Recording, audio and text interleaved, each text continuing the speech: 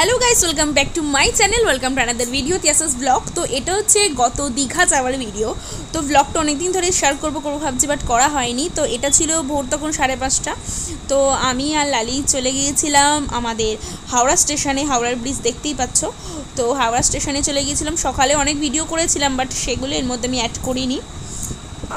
দেখলে তো গোপালকে ডাকলে সব কিছুই পাওয়া যায়, কারণ যে ট্রেন করতে গিয়ে লেট, ট্রেন ছাড়তেও দেরি হচ্ছে, দেন সেই ট্রেন আসছে 6:45 টাইম। তো টাইমেই ছাড়বে, আমরা হাওড়া স্টেশনে আছি।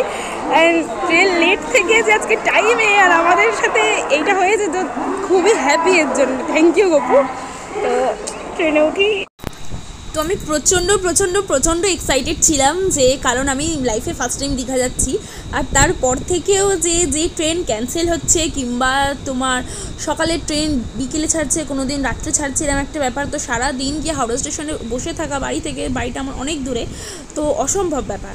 তো সেদিনকে আমরা রিস্ক নিয়ে গিয়েছিলাম, অ্যান্ড ট্রেন টাইমে ঢুকিয়েছে, টাইমে ছেড়েছে, আমরা টাইমে পৌঁছেছি।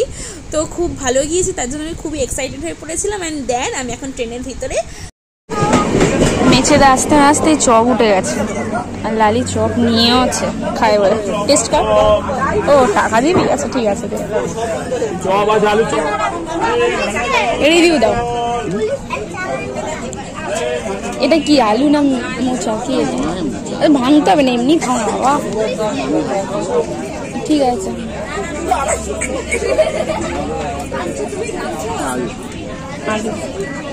ভালো। সত্যি কথা বলতে দুজনেই খুব চপ প্রেমী, তাই দুবার চপ খেয়ে নিয়েছিলাম ট্রেনে বসে সকালবেলায়।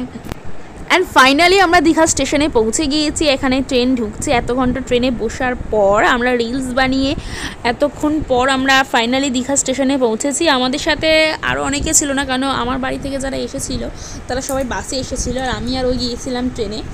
তো ফাইনালি দীঘা স্টেশনে ঢুকছি। ফার্স্ট টাইম যাওয়ার একটা আলাদাই অনুভূতি থাকে, একটা আলাদাই অভিজ্ঞতা থাকে। তো আমার খুব এক্সাইটেড লাগছিল, আর খুব মজা করেছি দীঘায় গিয়ে। তো দেখতে পাবে তোমরা সবাই। আর আমরা এখানে চলে এসেছি এখন হোটেলে। আমরা ট্রেন থেকে নেমে সোজা টোটো করে চলে এসেছি আমাদের হোটেলে। এই হোটেলটার নাম ছিল নীলসাগর। হোটেলটা খুবই ভালো, হানিমুন কাপলদের জন্য আরও ভালো। তো হোটেলটা আমার খুব ভালো লেগেছে, আর একদম আমাদের বিচের সামনে ছিল। বাট ভিডিওগুলো দেখে আমার একদম মনে হচ্ছে আমি এই তো দীঘা থেকে কাল ঘুরে এলাম। খুব সুন্দর ছিল নীলসাগর।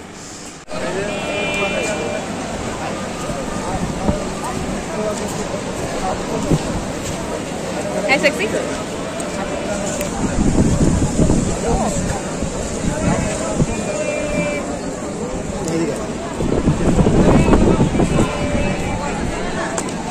ফাইনালি আমরা আছি এখন দীঘা সি বিচে। এখানে আলো নেই, এখানে পুরীর মতো আলো নেই। এখানে এসে তো পুরী নাও করছে, এখানে তো আলো নেই, বাট সমুদ্রটা দেখা যাচ্ছে, যেটা সকালবেলায় দেখা যায়নি, কারণ সকালবেলায় বিশাল জোয়ার ছিল, যার জন্য নিচে নামতে দেওয়া হয়নি। আমরা ঢেউ খেয়েছি, তাও বোল্ডারের ওপর বসে, সেটাকে ঢেউ খাওয়া বলে না। বাট এখনকার ঢেউগুলো মারাত্মক লাগছে, কিন্তু রাত্রেবেলায় কে সমুদ্রে নেমে স্নান করে পাগলের মতো, তো হবে না। বাট দেখা যায়, কিন্তু এখানে আলো নেই, এটাই হচ্ছে ব্যাড।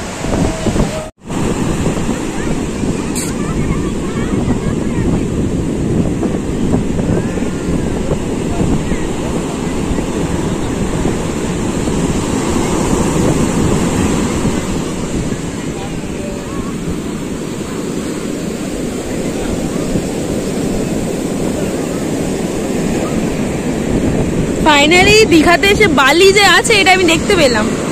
আমি ভেবেছি হয়তো দীঘাতে বালি নেই, শুধু জল আর শুধু বোল্ডার।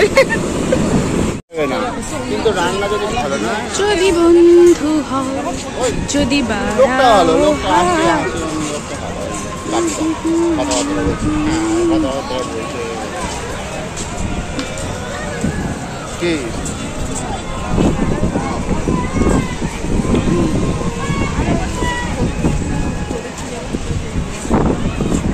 আমরা আছি এখন বিচের ধারে, এক জায়গায় ঘুগনি খেলাম, খুব ভালো। আমি রাত্রে রুটি আর তরকারি এনে ঘরের মধ্যে খাই দেবে।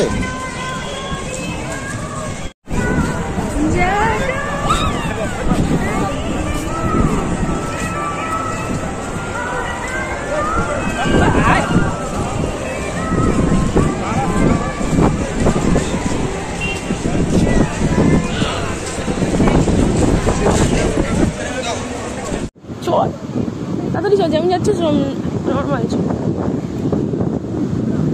নর্মাল চল, হাঁটছে না আমার, চল। এখানে স্লিপ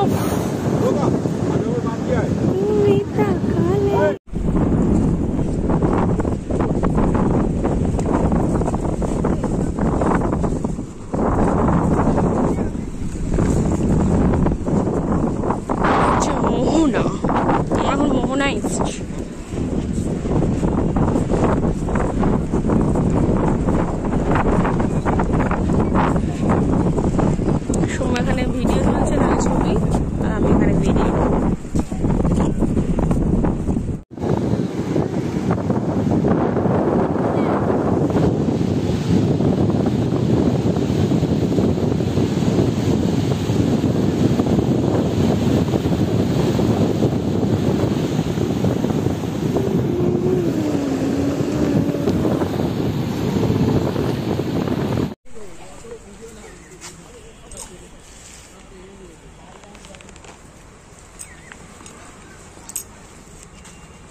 কাজু নেই, দি চলে আয়, কাজু নেই,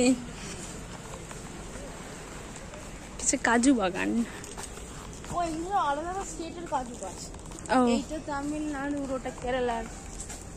কিন্তু আমরা খাওয়ার সময় কি করে বুঝবো কোনটা তামিলনাড়ু কোনটা কেরালা? গাছ দেখে নয় বুঝলাম, কাজু দেখে কি করে বুঝবো? এটা হচ্ছে কাজু বাগান, অনেক অনেক স্টেটের।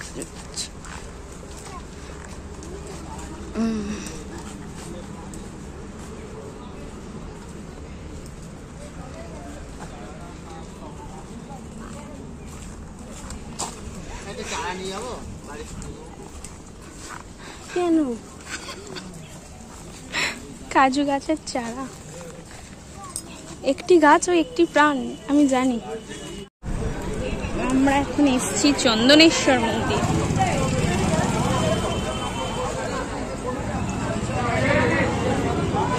চল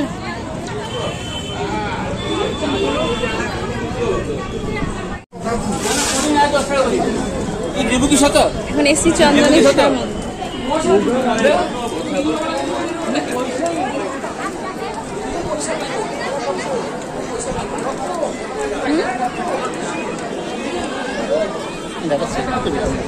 তারা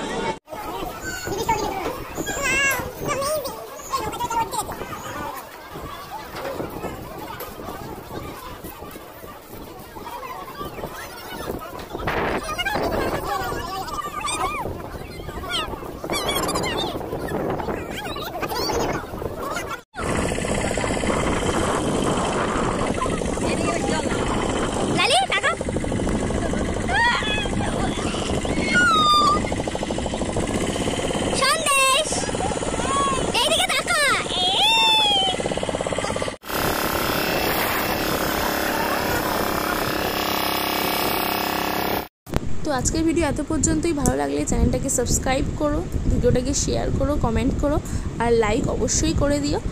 আর তোমাদের কাছে ভিডিও নিয়ে আসতে অনেক দেরি হয়ে গেছে, অনেক দেরি হয়ে যাচ্ছে, তার জন্য তোমাদের কাছে আমি অনেক ক্ষমা চাইছি, আমাকে ক্ষমা করো। আর আরও তোমাদের জন্য অনেক নতুন নতুন ভিডিও নিয়ে আসবো। সবাইকে দুর্গাপুজোর অনেক অনেক শুভেচ্ছা ও অভিনন্দন। সবাই পুজো খুব ভালো করে কাটিও। আর আমার ভিডিও ভালো লাগলে আমার ভিডিওটাকে সাবস্ক্রাইব করো চ্যানেলটাকে, আর ভিডিওগুলোকে শেয়ার করো অনেক অনেক, যাতে আমি সবার ভালোবাসা পেতে পারি। আর আজকে ভিডিও এত পর্যন্তই।